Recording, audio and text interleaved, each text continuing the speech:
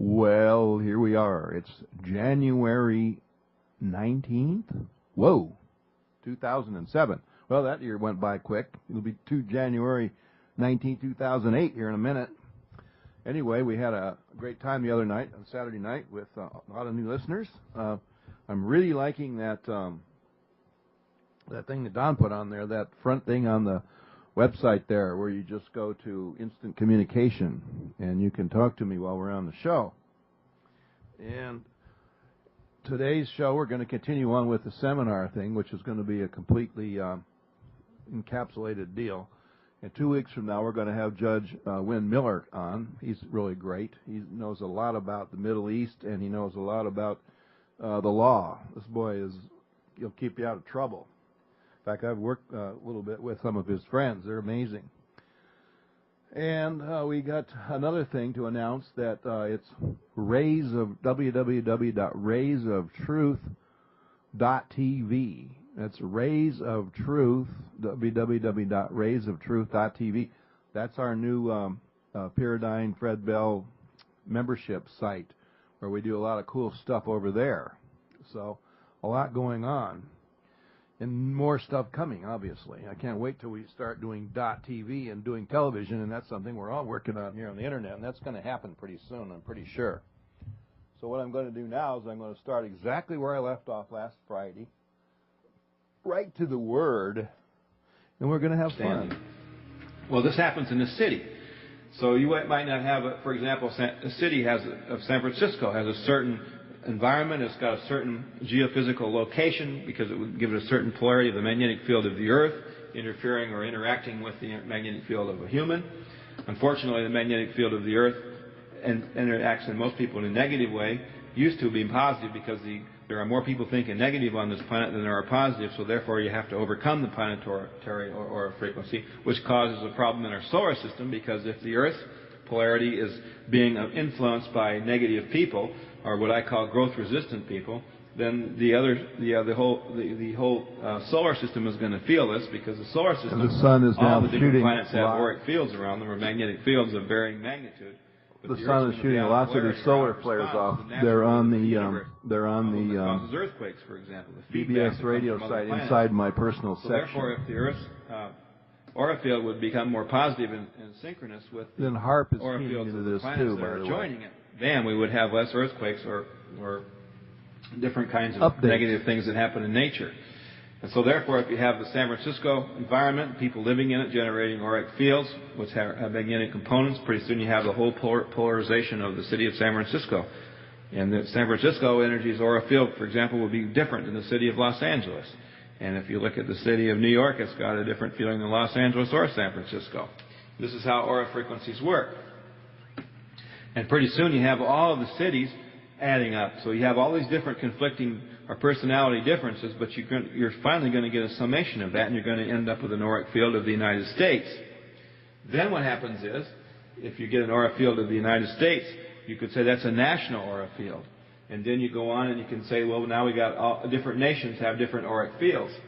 And so you have the national field of the Soviet Union, the national field of the Middle East, the national field of South America.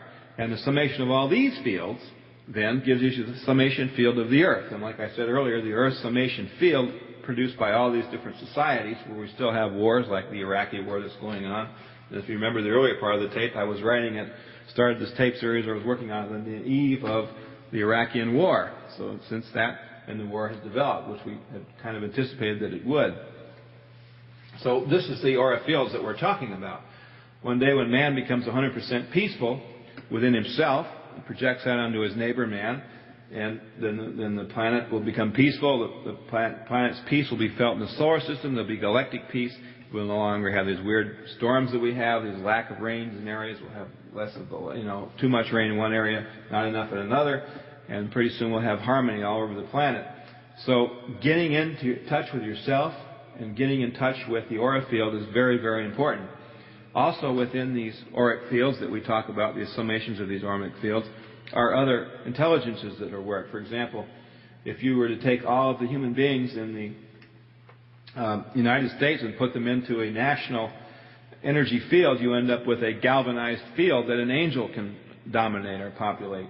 So angels can come down from the astral plane and assume this energy field and work within this energy field. Good angels or bad angels, whichever polarity happens to be there at the time, it doesn't matter. There are large entities that superimpose themselves and align themselves with these auric fields and have an influence. So the idea in meditation is to purify the negative energies out and cause the overall aura field that you put out to become positive, which then automatically pushes away any negative entities that's influencing the total field.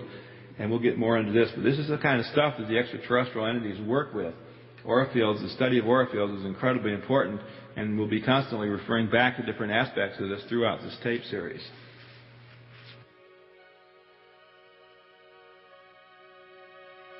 By now, I guess you're starting to realize the incredible importance of minerals in the body. Now, in the formulas, one of the reasons, by the way, I got into formulations was because that I was looking around and taking other people's vitamins, and I found that vitamins were not being formulated for the times. For example, a formula in the 50s might not be a very good source of nutrition for the 60s or 70s, simply because maybe in the 1950s there were more different kinds of nutrition coming from the foods than there were in the 60s and 70s, and the types of pollution had either gotten worse or gotten better, depending on, for example, asbestos poisoning was a lot higher in the 60s than it was in the 70s because people became aware of it and did things to combat it. Whereas in the 80s and 90s, we're getting into problems with the ultraviolet, necessitating a much higher amount of vitamin A in the system because ultraviolet, for example, and infrared attacks the immune system. Vitamin A, of course, combats that. So back in the 50s and 60s, the problem with ultraviolet wasn't nearly as severe. So these are the kinds of considerations. Another thing is that we never formulate today with iodine or salts in our vitamins because we find there's way too much iodine, way too much salt already in the kinds of foods that people are eating, and you can't avoid it. I mean, any kind of food, even if you're a vegetarian, you're going to run into these kinds of problems. The kinds of minerals, by the way, we use are chelated minerals. And what chelated minerals are is they have an electrical charge barrier built around them. For example, if you were to take two magnets like a North Pole and a North Pole magnet and hook them together, they'd repel. But if you took a positive charge and a negatively charged magnet, they'd attract. And the intestinal walls, or the villi as they call them, where nutrients are absorbed, are negatively charged. By the way, most of your minerals are absorbed in the latter part of the small intestine, the first part of the large intestine. And there's usually a problem there in the fact that in the large intestine people are full of all kinds of materials and chemicals that they've accumulated. So I recommend a good program of enemas and even colon therapy sometimes to people. When we do the enemas, we recommend the kava coffee because it's deacidified, not decaffeinated. The caffeine admitted anally, what it does to the system is it stimulates the liver. It's not going through your digestive tract, so it has a different effect than it would if you were drinking it. It has a cleansing effect because it causes the production of bile in the liver to go way up, which then cleans the body out. If you're doing a lot of enemas, you should also put friendly bacteria like Acidophilus back in your body. This seminar series is continued on the other side.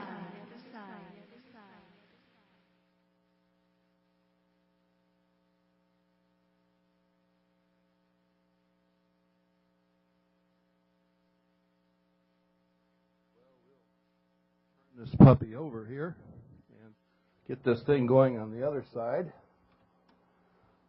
That little tape jumped through there pretty fast. And we're having some fun today. Okay, number 4B coming up. We're going to have a little bit more here, another half an hour coming up. And it just gets better.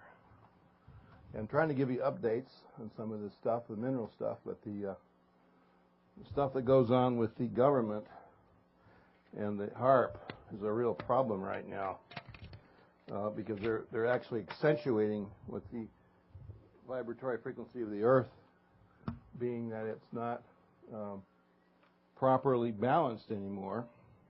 They're accentuating that with these storms, and then of course they're having this extreme weather conditions. Now it's back.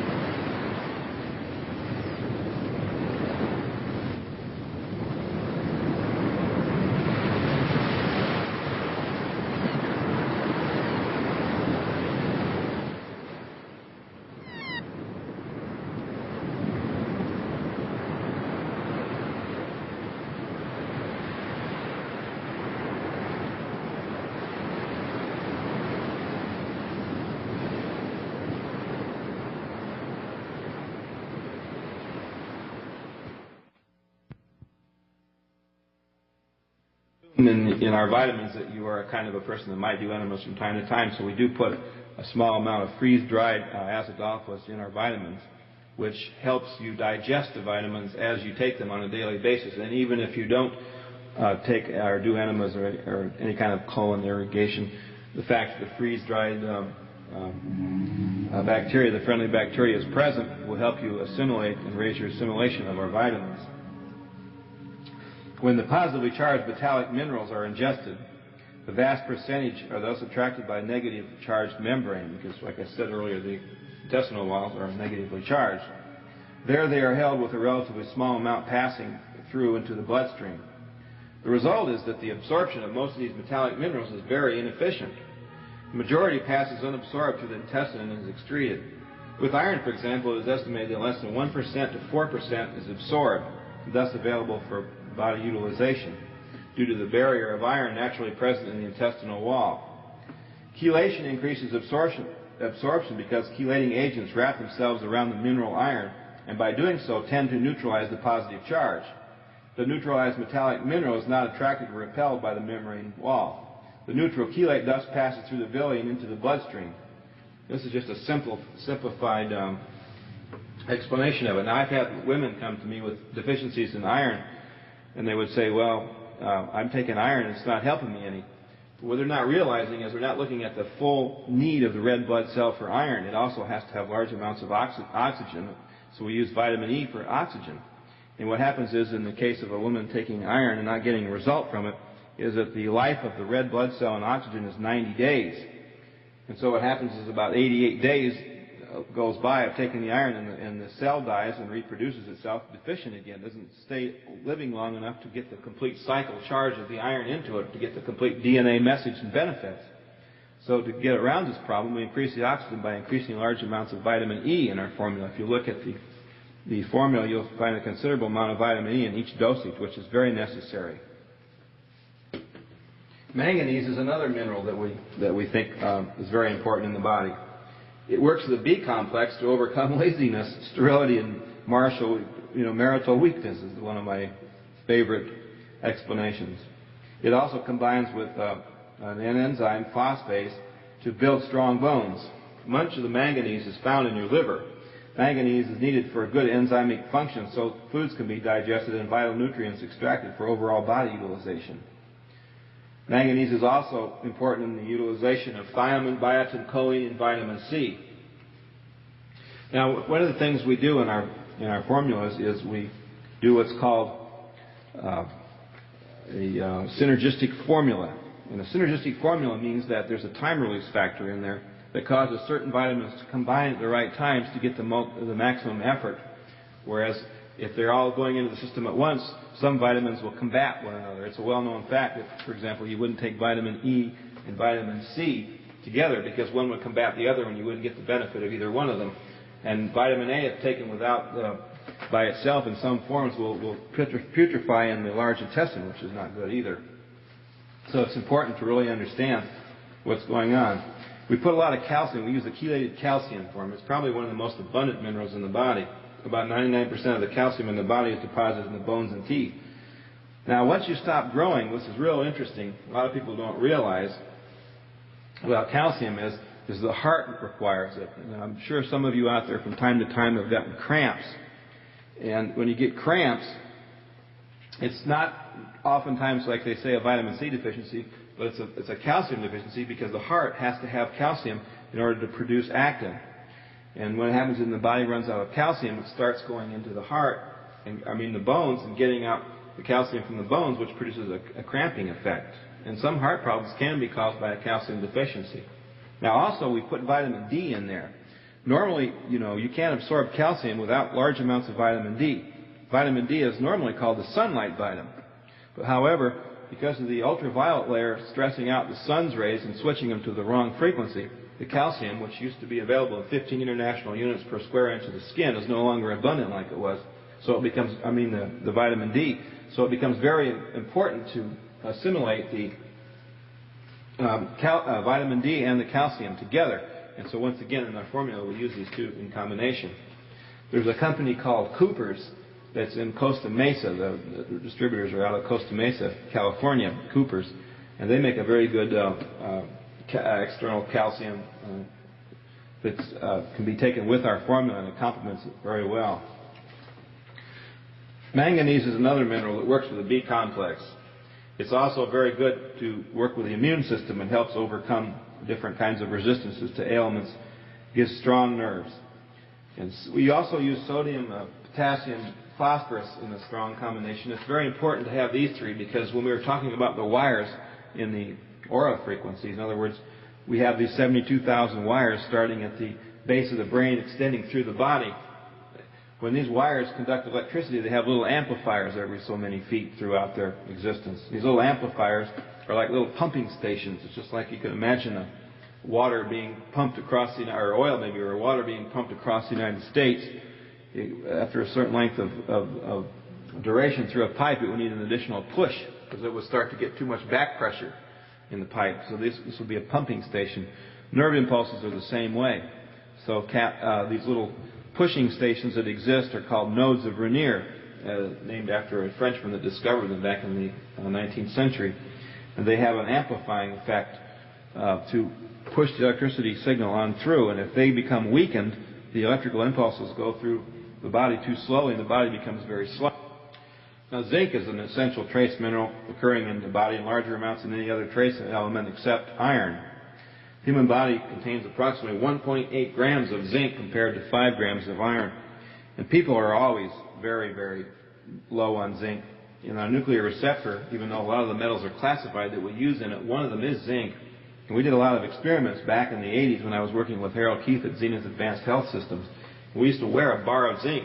What we found is when you wear a bar of zinc, if you were deficient, your body would actually assimilate this zinc right from the bar, and it would weigh less and less per day as you wore it. And when we've also found that some people, when they wear the receptor, even though it has a heavy gold plate over the outside of it, when they're wearing the nuclear receptor, the body will eat through the gold and eat right into the zinc, and the back of the receptor ends up turning kind of a gray color as it absorbs the zinc. And remember, the receptor in itself is a very active device. It's not something that's always cosmetically pleasing to look at, although the original design was.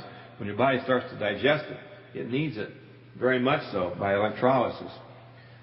Zinc is a constituent of insulin and also of the male reproductive fluid, which is a slight suggestion of its power. A lot of people that are impotent are low on zinc. It's made in the pancreas, where it helps the storage of glucogen and energy-producing substance. It combines with phosphorus to aid in respiration. It also sparks vitamin action. Zinc helps in the tissue respiration, the intake of oxygen, the expulsion of carbon dioxide, and the expulsion of toxic waste, because it works in through the lymphatic system. So if you're low in zinc, your lymphatic system starts to back up, and then you'll have some serious problems. With a switch from galvanized plumbing to copper, many people have become zinc deficient due to excess copper. Copper is very necessary in the formation and maintenance of hemoglobin, but we have removed it from our formulas because we found that people in America have too much copper in their systems already. And one of the side effects from copper being in your system, that is too much of it, it causes genetic effects in the reproductive cycles of human beings, and it causes a tendency of your children to be born with leukemia. If you check with the City of Hope, you're going to find up there that the amount of children every year goes up and up and up with the amount of copper that's going into the bloodstreams. Leukemia can almost double from one year to another in children. And it's kind of sad because adults don't realize that just by taking copper-free supplements and filtering their water, because there's a lot of it in the pipes, they can eliminate some serious defect problems down the line.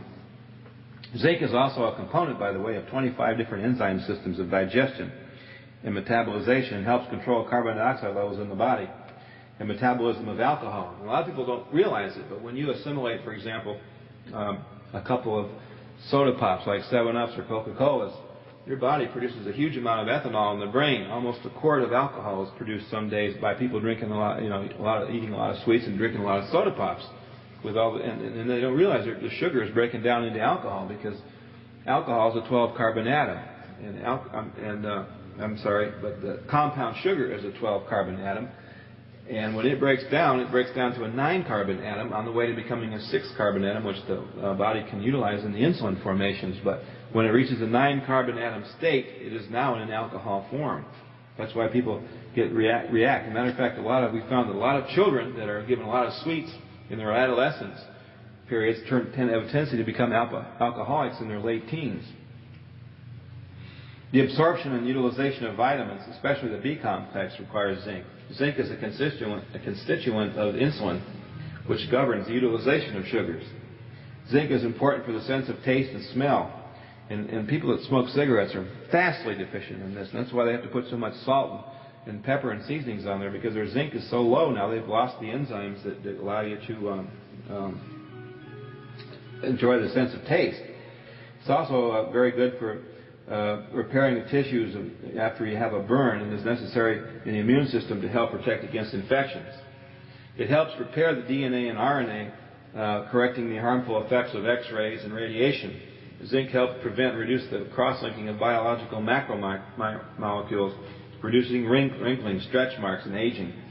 Zinc and vitamin E are necessary for the health of the reproductive system in both males and females, being especially required for the male prostate gland, which concentrates zinc 2,000% over levels present in the blood serum.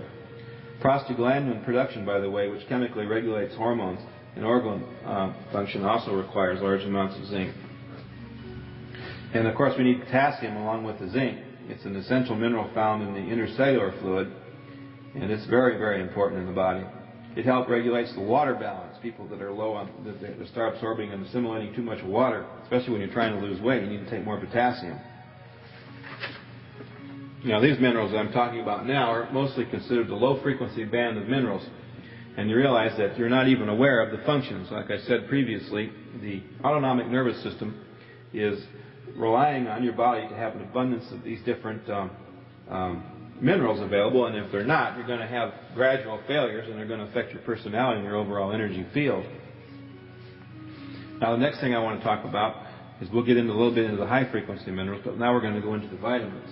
And of course, one of the first vitamins that comes to mind to me when I start thinking about vitamins is vitamin A. Now, vitamin A is, I oftentimes say, hey, what's the first sign of a deficiency of vitamin A? And everybody says, eyesight. Well, that's not true. It's the immune system breaking down is the first symptom of vitamin A, and also the assimilation and metabolism of protein properly. And there was, of course, a scare. There were a couple scares put out because vitamin A is critical. Anytime there's a scare on a vitamin, you can bet it's critical, and the drug cartels don't want it out there. Vitamin B6 and A were two targets of a scare. And there's only been one case of vitamin A, what we call vitamin ptosis, or overdosing on vitamin A, ever documented. This was a person that was taking 450 milligrams a day of it in an oil form, which is hard to assimilate. We use it in a palmitate form, and we use it in a beta-carotene form. And we use it in these two different forms because they're water-soluble, immediately assimilable into the bloodstream without even going into the liver. And they're great. By the way, vitamin A is incredible for fighting infections. It's an anti-cancer. It's been found in tests to cause regressions in squamous and basal cell carcinomas, which are forms of cancer. It is incredible to help the body have good healthy hair, good healthy skin, and all of these kinds of things. Even the loss of hair sometimes can be traced back to vitamin A. I might also add that zinc also works with vitamin A to keep hair production up to a maximum. We use octacosanol because octacosanol also helps we use almost 1.5 milligrams of octacosanol in the XL Plus formula, which is very important because it gets oxygen to the heart, it gets oxygen to all the cells. It works very well with B15. We use B15 in our formulas too in a form called N,N-dimethylglycine, which we get from Japan. We have to combine N,N-dimethylglycine with magnesium to produce B15 in the body, but it in fact does. And the beauty of it is normally if you go out and buy B15 separately, it costs more for the same amount that we put in the XL Plus. In ours, you're getting it for free basically because it's part of the integrated formula. Now, when I said earlier we do things in synergistic ways, when you realize that the effects of vitamin E, which is also an antioxidant, like octacosanol, when they're combined together, they double and triple on each other. And then we use selenium. Selenium is a high-frequency one-way amplifier. If you get into the body, electricity tries to go through the body, and it goes through, like say you're sending a nerve pulse from your head down to your foot, telling your foot to move from point A to point B. If your body is low on selenium, you're going to get what's called feedback, and there's going to be resistance to your foot, or you're going to have a coordination reflex, which is caused by this resistance. And to overcome this resistance, the nutrients like selenium and germanium both work together to rectify the current and keep it moving in one direction. So therefore, when you look at with vitamin E and oxycosanol together, you amplify all of the things, all amplify off of each other because they're all working to oxygenate, to keep the electricity moving in one direction, keep the cells reproducing in the right way.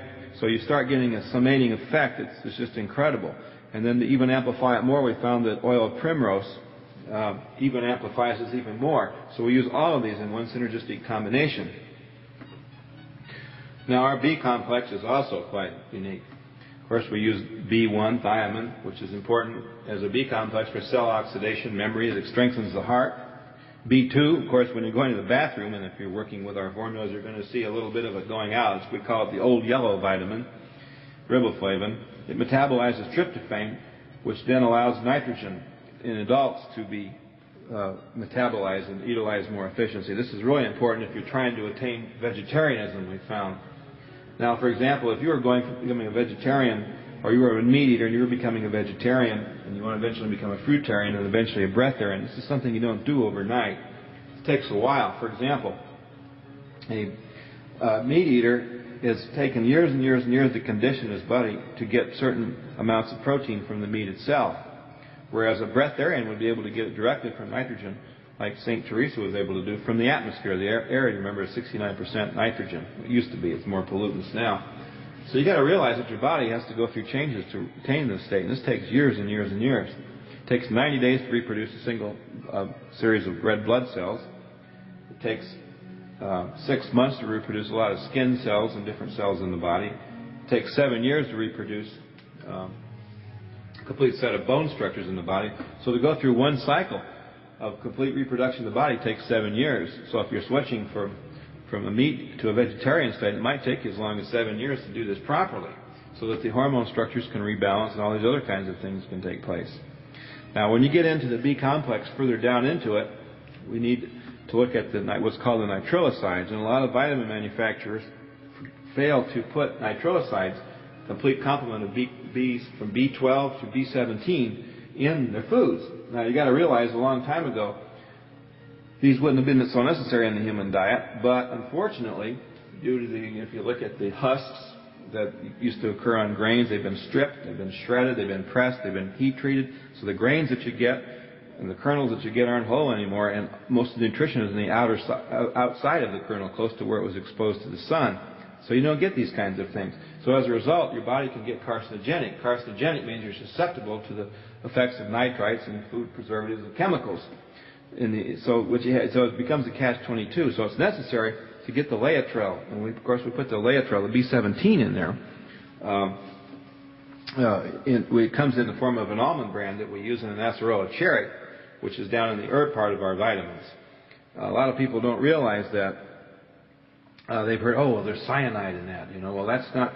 What happens is if you're getting cancer, your body is not going to have an enzyme called rhodinase in the cells that are cancerous.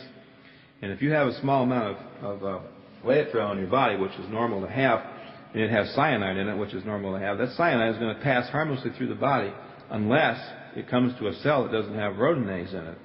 If it comes to a cell that does not have rhodinase in it, the enzyme rhodinase, this cyanide is going to be released from this Laetrile, or the B17. It's going to go right directly in and kill that cell. And that cell is a cancer cell, because like I said earlier, this cancer cell does not have rhodinase in it. So it becomes a preventive. If you pour a soda pop like a Coca-Cola on the floor or on a piece of plastic, it might eat a hole in it after a while. So the body's carries some powerful acids and some powerful toxins that it uses to fight other toxins, which are called antitoxins, which is okay. This is a normal thing in the body as long as your body's balanced. And it has a tendency to correct itself. A lot of people don't realize this. And of course, it was found when Ernest Krebs worked with the Russians that if they took B15, which is one of the nitrosides, into the diets in Russia, they found you couldn't get a heart attack because you'd have too much oxygen in your system. So we put the full complement in there. And B12 is another one, which is a very, very sensitive, nerve-oriented drug, that vitamin. Because if you don't have enough B12, you can get paranoid very fast. And if you look at certain vegetarians that don't have B12 in the diet, they often have a tendency to criticize people that aren't vegetarians. This is an aspect of the personality that starts to manifest, this tendency to criticize others because they think they're better than they are because they're not eating meat, not killing the animal anymore, they're not having to kill to live, and they have all these philosophies that they start to expunge on you, which are not properly directed. Because, you know, it's in the proper way of spiritual consciousness, you do what's good for you and let other people do what's good for them. And if you want to have a positive discussion with a positive aspect of what your programs are to cross-integrate, that's fine. But to readily condemn somebody from where they're at because of a particular practice is totally wrong. And this can emotionally and psychologically oftentimes be traced back to the deficiency of B12, which is the beginning of the nitroside family. B6 is another vitamin that we put in there, peroxidine. And B6 is a very good, it works with the immune system, but it has a tendency to, the way B6 works, it works with the immune system as an emotional buffer to the astral plane, because the emotional energy, if your emotional body starts to get disoriented, what's going to happen is it's going to cause disease down in your physical body. And B6 is like a doorway B vitamin that will help prevent this kind of a situation from occurring. If there happens to be a problem in the emotional body, the B6 might buffer it from getting it down in the physical body. It also works very well with B3, niacin and niacinamide, to get rid of the effects of herpes in the body. And herpes, if you remember, is often considered a nervous disorder in the body first, before it becomes a physical disorder. Now, niacin is one of my favorites because you can do a lot with niacin. First of all, your body will have a tendency to trap bad protein, especially if you're exposed to ELF or power transformers or things like that. Your body is not going to get a full set of genetic instructions anymore, which I'll talk about when we get into the receptor.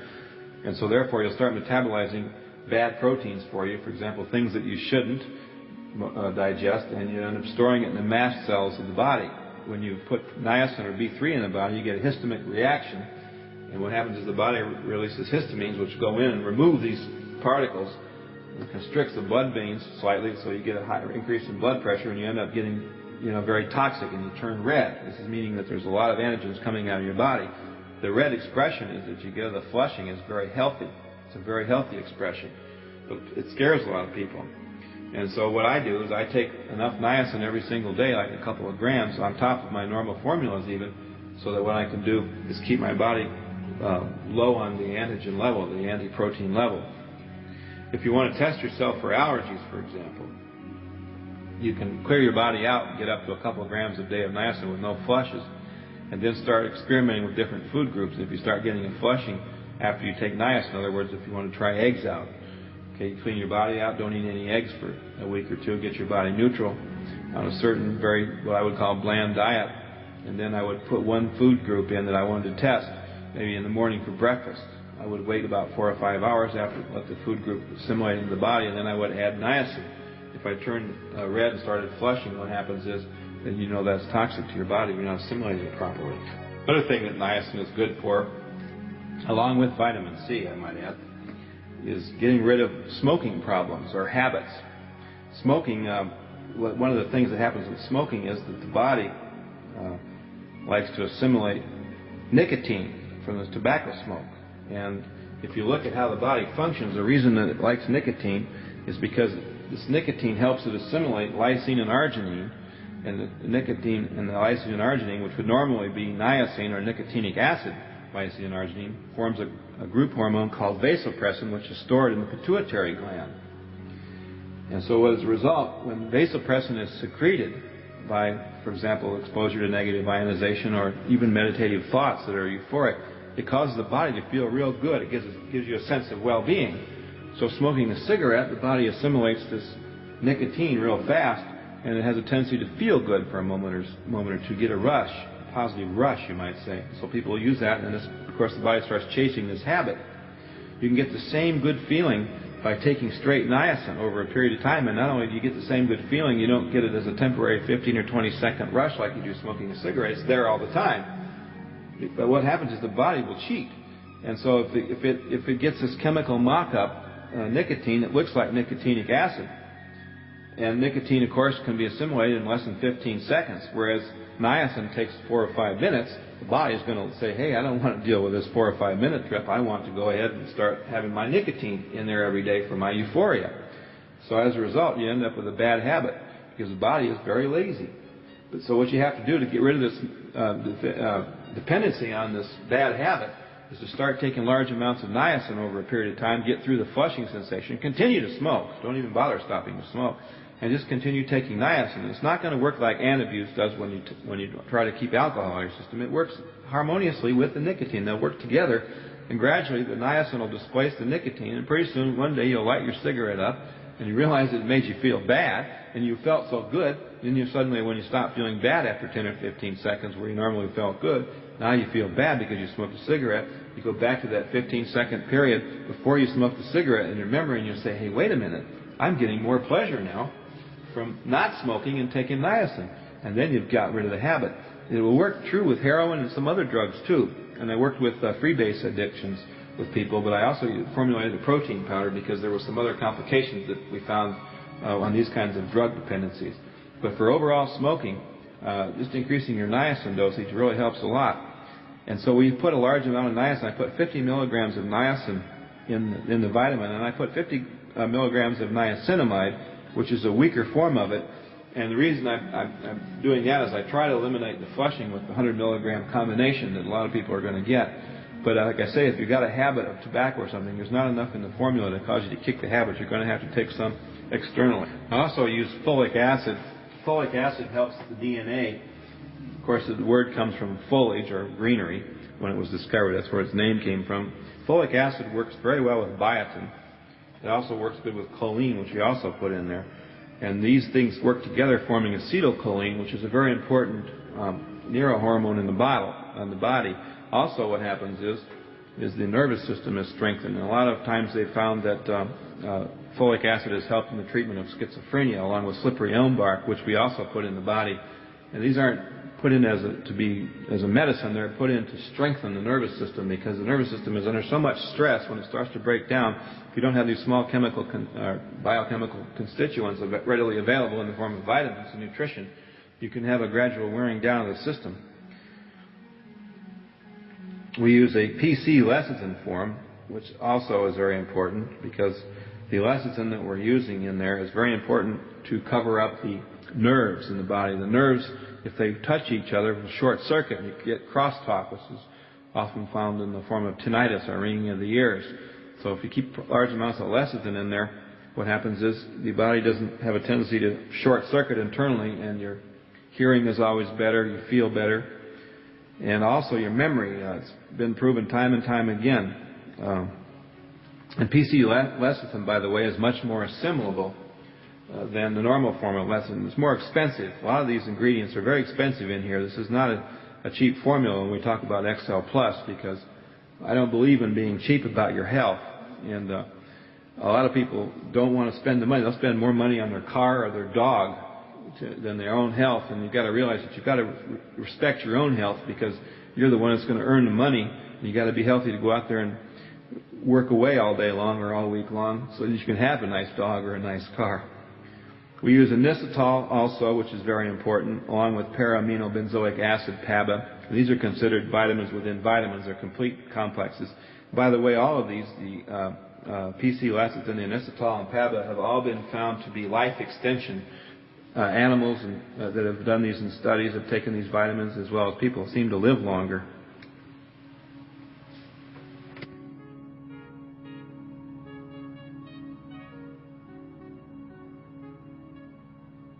Now I'm continuing on now in the nutrition aspect here, and I wanted to stop. I'm talking about the vitamins that are necessary for the human aura field and for the human consciousness to function properly in. And one of the questions I often get asked is, how much additional supplementation should I take? And what are some of the general rules that are decent to follow. First of all, just like on vitamin E, for example, we have 50 times less vitamin E in our meals today than we did 50 years ago. So you pretty much need everything. Another question that people ask me is, well, can I take too much of something? No, you can't take too much of something. What happens is you might end up getting what we call expensive urine, because if your body, for example, has more of a particular nutrient than it needs, it's going to excrete it and urinate it through. That's okay. It's better to be urinating off a few excess vitamins than going to the hospital because you were suffering a stroke or a disease or a heart problem or a brain damage or whatever because you didn't take enough. In the United States, for example, the American Academy of Sciences set some general nutritional rules relating to vitamin measurements and the amounts of vitamins we need to consume on a daily basis. First of all, the standards of vitamin measurement fall into two categories: activity-based and quantity-based. The active-based measurements are the international units, IU, and the United States Pharmacopoeia units, USP. Now, normally you'll see the IU on the vitamin formulas and the USP on drugs. But you will see USP on vitamins A, D, and E. The reason for this measurement is the strength of the raw material used may vary by weight because of different compositions of vitamin substances. Vitamin E from a liquid source versus a solid source are two examples I could give now. The quality-based measurements are used when a vitamin source has a standard strength and is expressed by weight. This will normally begin in grams or milligrams. Grams, by the way, is a little g, and milligrams is mg, which 90% of the vitamins are going to be mg. Mg, of course, is 1/1000th of a gram, or microgram, which is mcg, which is 1/100000th of a gram. Now, the only thing that's measured pretty much in micrograms on most vitamins is vitamin B12 and octocosonol. However, we even use 1.5 milligrams in ours. Next come dosages. First of which is the MDR, which is what we call the minimum daily requirement.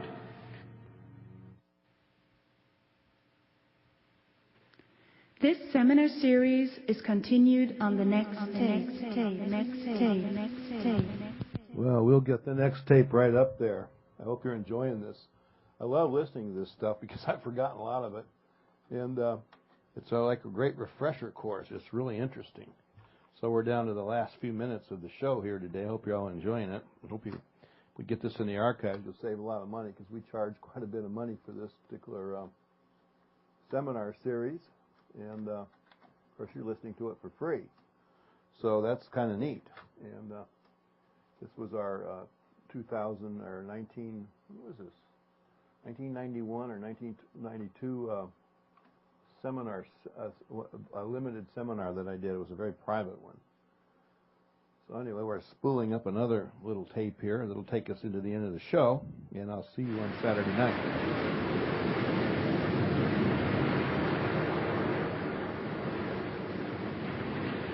I'm not saying that you need to know in order to use a system. For example, one of our Firestar orb systems or one of our meditation systems, you have to know exactly what you're doing with biochemistry, but it's always good to understand that there's a good, strong base of information going into the DNA of the cells created by the proper nutritional formulations that are designed to work on higher levels.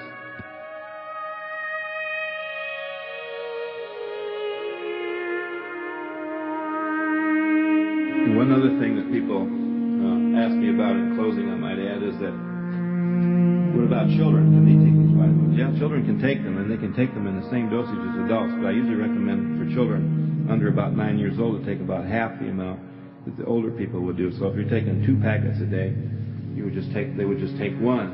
And secondly, I would recommend that they would take maybe one of the large oval-shaped ones and one of the round pills. And I'm not prescribing or anything like that. I'm just suggesting this would be the better way to go with children. A packet is 5 pills, as much by the way. nutrition 5 pills, as adults. But I'll tell you what, with the kids that are living in these cities where all this smog is, when they look at their lungs, we usually recommend people start out with 5, and then if they don't sleep, that keeps them up too long, then they cut it back to 4 or 3. Kids, we start out with 1. They get quite a bit of energy. All-purpose formula. If there's areas in your body that you want to work on, I highly suggest that you add to these formulas with a few extra pills of your own. For example, if you're trying to get rid of smoking, you'd probably want to increase your niacin a little bit. If you're running a cold or a fever, you might want to increase your vitamin C with another form of straight estrogen C that we also have available if you're interested, and along with vitamin A and maybe chromium.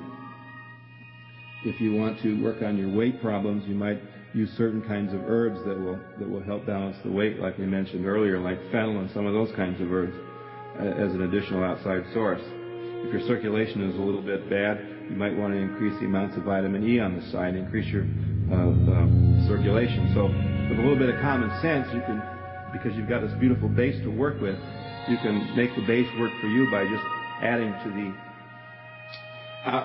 adding outside different kinds of pills that you might need for a specific purpose. As far as if you're in heavy meditation or you're trying to work heavily and change the hormone structures of the body around so that you go into the altered states like levitation or interdimensional meditation or spoon bending, kinesiology, any of those kinds of things, then you want to go into the more exotic herbs to supplement with additional amounts of ginseng, which I recommend only the Siberian, or Morpho Thai or Gotu-Kola or other herbs along these lines. Next phase, we're going to go into the pyramids and what they do for you and how you can benefit from them, which will be really fun. We don't really consider what we've covered yet anything to do with Pleiadian science, however, or the extraterrestrial science. That's coming. After what we talked about earlier, first in the body we have minerals. Minerals work through, they galvanize three nervous systems, the autonomic, the parasympathetic, and the sympathetic nervous system in the body. And when they galvanize this, that means they produce electricity through the neurons of the brain, down through the different cortexes, down through the spine. The field has a lot to do with metabolizing because it feeds back into the endocrine system. And of course, when we get into the nuclear receptor, it works through the endocrine system. It's fine-tuned for the weakest organ. It fills that organ up. And then later on, you fine-tune to the organ beyond that. Pyramids which detoxify the brain, which we're going to get into in a few minutes. All these different things are going to go on. Going back to our chain, we go from the minerals to the enzymes, where the pH factor is determined. The enzymes bring in the vitamins, which form proteins. Proteins then form polypeptides and peptides. And then after that, we have a formation of the hormone. The hormone, of course, is the first unit of biochemistry that possesses consciousness. And you'll probably hear me say that again a few more times before I'm finished here. If you have no sexual hormones, you'll have no sex. If you have no thymus hormones, you have no immune system and no heartbeat. If you have no pituitary or hormones like vasopressin, you'll not be able to think properly. The entire environment, the ELF, all the other things out there, the smog, the ultraviolet light that comes through the ozone layer, all these different things have a tendency to shut down or impair or impede part of this chain that I've laid out to produce the hormones. Now the hormones then have to go into the bloodstream, and they do this by reaching a level of vibration. And this is done through the endocrine system because the hormones are stored in 7 different endocrine glands. The endocrine glands then respond by vibratory levels, frequencies. These frequencies correlate to different musical notes, A, B, C, D, E, F, and G, and they can be in different octaves.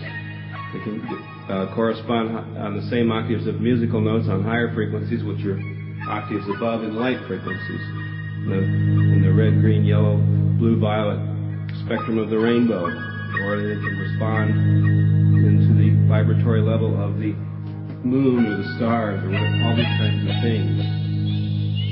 Now, we first started bringing pyramids in about 1973, 1974, and we used to make a science kit in those days, which was one of the first things that we did when I was working with Pyramid Power 5. The science kit consisted of brine shrimp, and what people would do is they would buy 2 solutions of shrimp in the science kit, and a wooden pyramid, and a little compass, and a couple little solution bins. What they would do is they would grow the shrimp at home, the shrimp eggs at home, and they'd have one group under the pyramid, which had been aligned to the north. The other group of shrimp would be 10 feet or more away. After about 6 to 8 weeks, the 10-foot control group, which was placed away from the pyramid, the shrimps would all die. And this is significant in the fact that the shrimp is very similar to a human single cell. The shrimp under the pyramid could live 1 or 2 years. People would say, well, why is this? Well, this pyramid is blocking the effects of negative energies and radio frequencies. Remember when WLW went on the air, Voice of Cincinnati? It had 500,000 watts of power. They destroyed all the vegetation around the transmitter. Everybody got sick. In 1929, the FCC stepped in and made their first ruling against American broadcasters that you can't have more than 50,000 watts of power. So they cut the transmitted power down. It's because of these negative health effects. So it gives you an idea. You know, that's why also we developed the giant pyramid to sleep in with the orb and the capstone. We make a 6-foot pyramid for a small bed. We make an 8-foot pyramid for a queen size, and we make a 10-foot for a king size bed. And I'll tell you something, the investment, I've been sleeping in those pyramids for years. I had 3 children have home births in them. Hardly any labor pains at all with the mothers when they delivered them. The children are growing up very healthy. The pyramids are so useful. You can use them, for example, to defrost vegetables. If you have to eat frozen foods, it helps bring the taste back. Simply because if you put the pyramid over orange juice or grapefruit juice, you will make it turn from bitter to sweet. When it turns from bitter to sweet, showing you that the pH value is changing and the potential hydrogen value, which I'll get into more later. And this is an amazing thing. If those of you that eat meat, you want to tenderize your meat, defrost it under a pyramid, or if it's fresh, put it under the pyramid for 20 minutes before you serve it. If you've got a bouquet of flowers that you want to preserve, you can hang it upside down under the pyramid for a couple of weeks, and all the resins will go up into the flower, giving its original luster. The pyramid allows the flower to dry out without the interference of bacteria, which would normally cause decay and shriveling. And then after 2 weeks, put the flowers right side up, spray them with some lacquer, and watch them for 100 years. One thing that people, I might say, is wearing the pyramids, it has a tendency, they say, to shrivel your head or shrink your brain or something. This is not true. It has a tendency to clean out or cleanse your brain. But all the pyramid does when it's over something that's alive is just keep it vibrating on its normal rate. In the case of cheese or milk, when you put milk under a pyramid, it turns into cheese without getting rotten or smelling bad after a week or two. It's because the pyramid allowed the friendly bacteria to work with the milk, and the unfriendly bacteria were driven away by the pyramid. It's great to keep a pyramid over your vitamins. It keeps the auric field at full potency then. There's a million different household uses. A lot of people like to water their plants with pyramid water. We have a 12-inch thing that we call a Vitamid that we sell, which is very nice. And what we do with that is we put 1-quart bottles under a Vitamid overnight, and then we water the plants the next day with it. It keeps the mealybugs out, all these kinds of things. It's amazing. Now, I wasn't the first one to put a pyramid on someone's head. I developed a gold pyramid several years ago, back about 1974, when I was working with Pyramid Power 5, because we were tired of having to align the pyramid to the north to make it work properly. And the wooden pyramids that we put in the science kit had to come along with a compass. So I did some research and found the gold molecule happened to be the pyramid shaped. And so by plating pyramids with gold and other metals, I used a nickel underneath the gold and copper into that. This is what's called orgone plating, or using active and passive layers. And the reason that we use this is because it makes it act like a transistor. The electron or the energy field moves from a negative to a positive to a negative field because it's active and passive metals. It increases or amplifies the pyramid effect. If you want a term for the pyramid effect, you could call it bioplasmic force or chi or a lot of different things. It's an etheric energy that when it's felt by living cells, tells the cells what to do. Because you got to look at the body as being etheric and then cellular. Actually, etheric, electrically cellular, if you want to be full-on correct. So the first pyramid that we developed was the Pyradome back in 1975 to wear on the head. And I didn't actually put it on someone's head. Gary Couture, a doctor I was working with in Newport Beach, who had a clinic down there, he put it on people's heads when he was muscle testing. And he found that when he was muscle testing for vitamin deficiencies, regardless of what vitamin you were deficient in, when you put a pyramid over that particular spot on the test point, it would show up as though the person had that vitamin in their body. We also found in later tests that if you wore a pyramid, that your body would digest and assimilate vitamins about 500% more efficiently. That means if you took 1 gram of vitamin C, your body would have thought that you took 5. And now with this new ester C that we've got in all our products, your body thinks when you take 1 gram of C with a pyramid on, you're actually taking 5 grams, which is amazing. So if you take 5 grams, your body thinks you've got 25 grams. It completely saturates the body with healthy vibratory frequencies that causes the cells to bind up properly. Pyramids we had a lot of fun with. We found that when you wore the gold pyramid called the Pyridome, it would put you in the alpha state. Just about anybody could go in the alpha state. So a lot of people, when they can't get in the alpha state, get severe headaches. So we found that by wearing the pyramid, going in the alpha state, the headache would disappear. We also found that if your people were uptight and angry, it would help them relax and mellow out. And one of the greatest drug addicts at that time, back in the 70s, was the American housewife on Valium. So it was a great market to launch a success, getting rid of Valium and putting people in the pyramids, which I thought was a lot better than the drug. I mean, one of the things that really hurt me was watching these people go off Valium, and they've been taking massive amounts of it, and all the liver damage that it did and how their complexion would change. Well, I got an idea that, you know, if people had arthritis and they had low energy, or one or the other, that by the using of copper with the pyramid, we could probably get the same effect, or maybe better the effect than the Japanese were getting at the time when they were putting copper bracelets on people. But when we went ahead and plated the pyramid with copper over gold, I had Gary test it. It didn't work. I said, no, what's going on here? You know, this copper should work. So what happened was, to make a long story short, we didn't know what we were doing yet with the pyramids in the process. We thought we did, but it didn't work by logic. So I took 100 pyramids home and stacked them up under a great big 8-foot pyramid and let them sit for 6 to 8 weeks.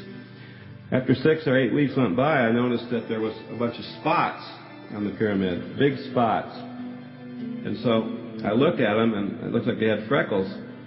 What had happened was that the energy field had eaten through the copper and exposed the gold down below, but yet there was a lot of copper around the areas where there were little spots coming through or where it hadn't been eaten through, so they were speckled, gold and copper.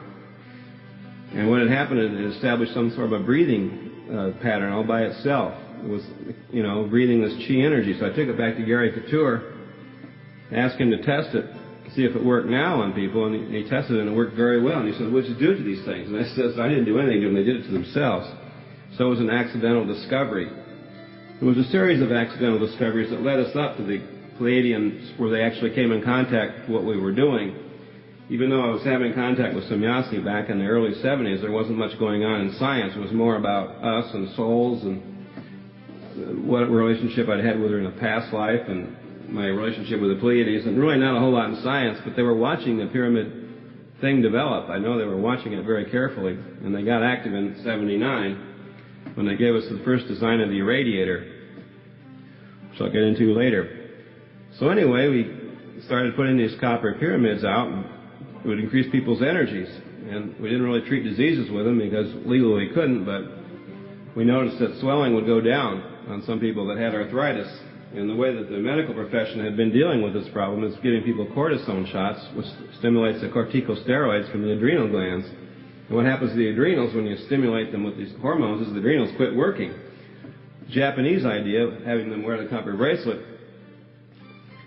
on the left-hand or right-hand side activated the blood a little bit, and this energy caused the steroids, the corticosteroids, to start stimulating into the body a little bit, but not as much as a pyramid. So then we went on a little bit further with our studies and decided, well, this physical energy would happen when you wear the fire dome. Why not stimulate the brain areas and increase the mental energy as well as the physical energy? Because we now could relax people with the Pyridome, increase their energy with the fire dome. What about a radome, which of course hadn't been invented yet? So we tried different silver metals. None of them seemed to work properly with our process that we developed at that time, which was a heating process. That's when you buy the pyramid, you'll see that there's a heat process on there. And that was another accident, too, in the fact that we couldn't get enough pyramids to sit on top of each other long enough to sell as many as we were making to get the little spots. So when that... Well, we run out of time on that one. We'll continue right there next Saturday, though. That will be the 19th. What was this, 19th? No, it'll be I don't know. Tomorrow, this is the 19th. Let's see, that'll be oh my God, the end of the month. So anyhow, listen to our show Saturday night. Once again, go to www.raysoftruth.tv for our new program over there, and we'll talk to you soon. Have a great evening. Good afternoon.